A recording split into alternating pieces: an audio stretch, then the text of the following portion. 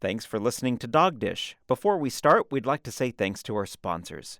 Porter's Pride is a raw premium pet food with meats and vegetables locally sourced in the Pacific Northwest. Porter's Pride will ensure freedom from allergies, healthy weight loss, an increase in energy, and a reduction in the amount of stool produced. Find out more, check out Porter's Pride at porterspriderawdiet.com. That's porterspriderawdiet.com. And thanks to Addiction Pet Foods, they offer a complete range of cutting-edge foods that provide the most advanced hyperallergenic nutrition for dogs and cats around the world. Addiction is proud to have innovated the concept of using premium proteins such as free-range venison, salmon, kangaroo, and brushtail. Addiction Pet Foods. We go to the ends of the earth for your pets. And thank you to our newest sponsor, Manning & Associates, not your typical accounting firm. For the last 13 years, Manning & Associates has supported our local community with general, forensic, and tax accounting to individuals and businesses. Located at the corner of North 26th and Proctor Streets in Tacoma, Manning & Associates takes the stress out of your day-to-day accounting and allows you to sleep better at night. Call them today at 253-752-3920 and mention this ad and get 15% off your 2016 tax preparation. Manning & Associates, not your typical accounting firm.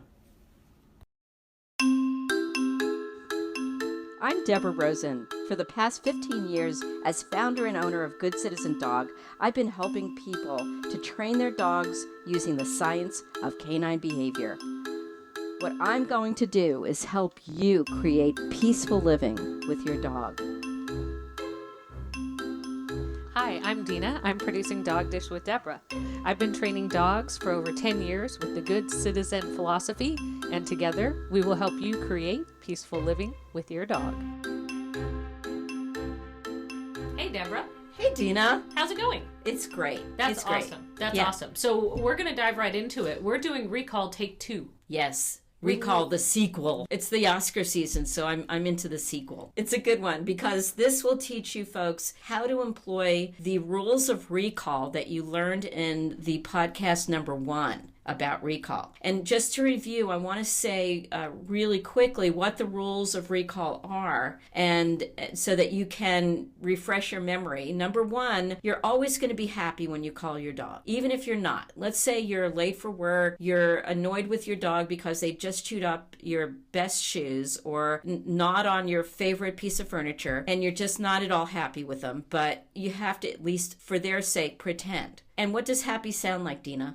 High talk. Yay! Happy talk. That's right, relaxed bodies and happy talking. And this is so great. And it's funny because in class, I have people, I say, you have to be happier than that. Yes. At least put a smile on your face. And they look back at me and say, Deborah, this is as happy as I get. I have seen that. That's so funny. It's pretty funny. And then they actually do try to get into it because they see the reactions that the dogs give for the owners who do that. Right. Yeah. Which is all the reason to do group classes. And I tell people in group classes, don't be embarrassed. Everybody's being a fool right now. Get your happy voice on and do what your dog needs you to do. And you're going to see them behave the way you want. All right. Rule number 1, always be happy when you call them. Always sound happy. Number 2, always walk backwards. Oh, and we're walking backwards. Why? Because dogs like to follow things that are moving. And if we lure them instead of chase them, they won't play that chase me or keep away game. And by the way, folks, incorporated into rule number 2, walking backwards, think about never call your dog for anything he or she thinks of as punishment. Don't ever punish a dog for recall, and you'll get a dog that comes to you. If you punish them, they'll stop coming. Walking backwards, never do anything they see as punishment. And as they come to you, you're going to touch their collar or grab hold of their collar at the same time that you deliver a treat. Okay? So these are some of the things to think about with respect to recall. Now we're going to give you some really fun exercises that you can employ to get them to practice this. Now just know if you're doing this with a young puppy, young puppies don't have much depth perception. What do I mean by this? We're going to play a game called Go Get It Come. All right? We're going to take a treat. We're going to send that treat right in front of that puppy's nose, but we're only going to send it a short distance, and it's better to use hard floors instead of carpet, for example, on this, because they can not only see it going better, but they can hear it as well. And you're going to use a little bit of a harder treat, not as much of a crunchy treat, but something that has a little bit of a bounce to it so that they can maybe hear it, because their hearing is better than ours. So basically, you're going to take that treat and you're going to send it very short distance, and you're going to kind of really paint with your arm slowly a path so that the puppy can follow it, and you're going to say, go get it. And then as soon as the puppy notices that treat is making its way right in front of them a short distance, they're going to go chase it. And then you're going to take your body, and you're going to have a big hand signal by taking your arm and bringing it to your chest, and you're going to make a sound that sounds like this. Like Pledge of Allegiance? Yeah, Pledge of Allegiance is good. And then you're going to move around and say to the puppy, what's a good puppy name? How about Jake? We're going to say, Jake, come, and move backwards, and hopefully Jake will come toward us, at which point, what are we going to do? Just send them back to go get it again. Oh, excellent. Yeah, okay. their reward is go get it. Okay, so you're going to do that, and guess what you have to do now, Dina? We're going to move around the room, because coming to you from one part of the room is way different than coming to you from a different part of the room. And dogs' brains don't generalize. So coming to you from one part of the room is different in the mind of a dog. All right, so that's one game. And you're going to do that game at different times of the day in different parts of the house, hopefully, and gain a certain level of confidence and reliability with your recall by doing it over and over again and in different places and at different times. Once you've done it and you've got it down pretty well inside the house, you're going to start taking it out to like a playground that's got some concrete. You're not going to try to throw a treat into a grassy knoll. That's right. We're moving the recall from inside to outside. All right. So basically, folks, what you're trying to accomplish here is gaining a certain level of generalization with the puppy or adult dog, if you've got an older dog that has not such a good recall, or a rescue dog that doesn't have any recall. So you're going to do the go get it come quite a bit. And then I like to play hide and seek. As a stopgap between go get it come and hide and seek, we can just call from one room to the other. Mm-hmm. So one person, we need a couple of people here. One person will hold on to the dog in one room. The other person will go to another part of the house and call. Now, if you don't have two people, you can build a tiny little slingshot. No, just kidding. Good one, Dina.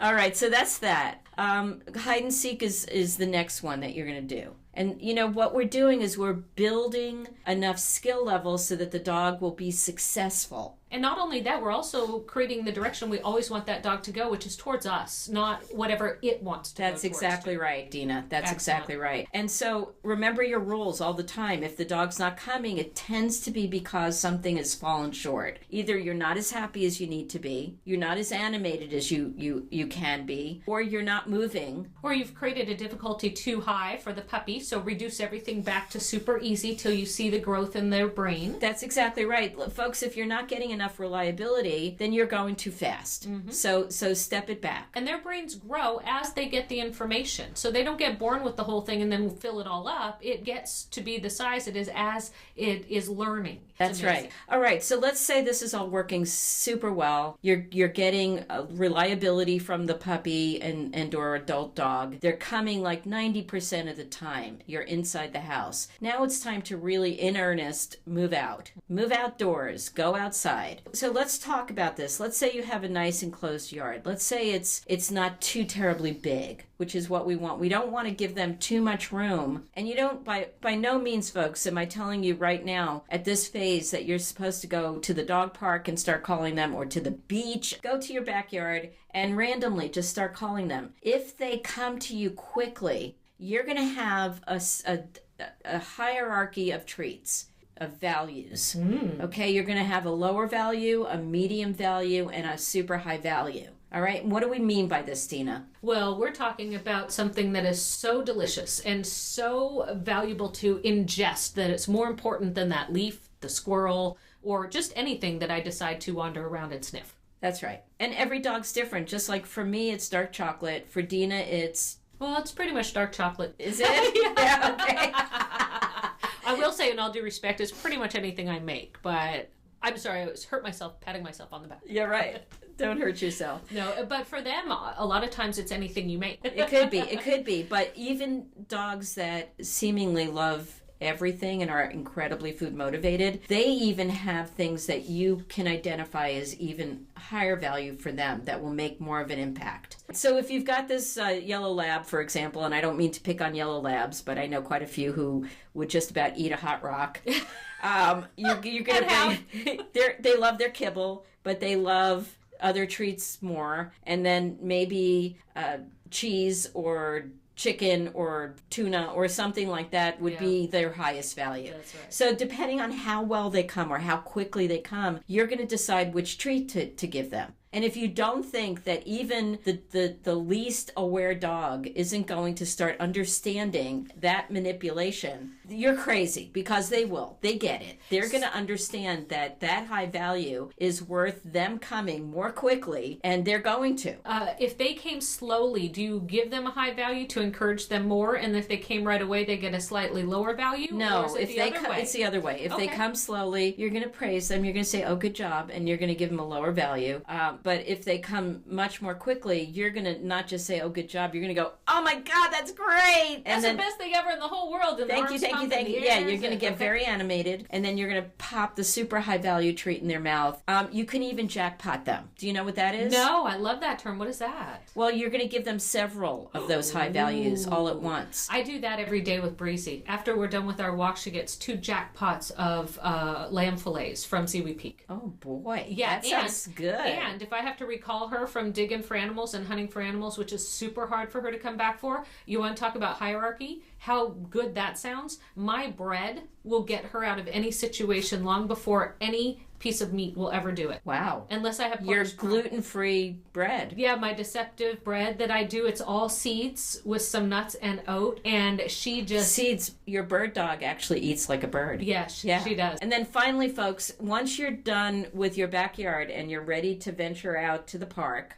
I want you to invest in at least a 25-foot lead, okay? Even longer if you feel like you can. And the rule of thumb here is this. Don't ever call the dog if you cannot enforce the recall. Meaning, if you can't get the dog to come, if it doesn't on its own by, pulling the leash towards you, don't call it. And one of the rules I forgot to mention is you get to call the dog 2 times. In most cases, you only get to ask it to do something once. But in this case, you get to call it twice, and by the second time, if it's not coming to you, you literally have to go get it. You're basically going to call the dog, and as you're calling them, you're pulling them towards you and then rewarding them for coming, even though they really didn't. And this would be that first thank you for doing it. Here's your low-level treat. Let's work on making this happen a little snappier there. That's right. The puppy. That's exactly right.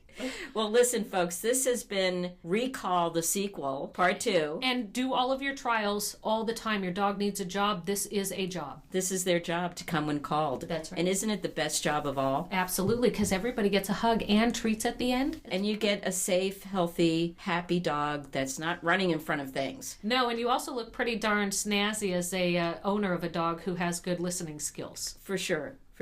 Well, folks, thank you for tuning into Dog Dish. For 15 years, Good Citizen Dog has been the premier destination for dog training, dog daycare, dog boarding, and grooming services. Good Citizen uses the most modern, positive, reward-based training techniques. With our 2 locations in Western Washington and across the country, Good Citizen Dog is creating peaceful living with your dog. For more information about services or for franchise information, go to goodcitizendog.com. That's citizen with a Z. Or call 855-936-3649. That's 855-936-3649.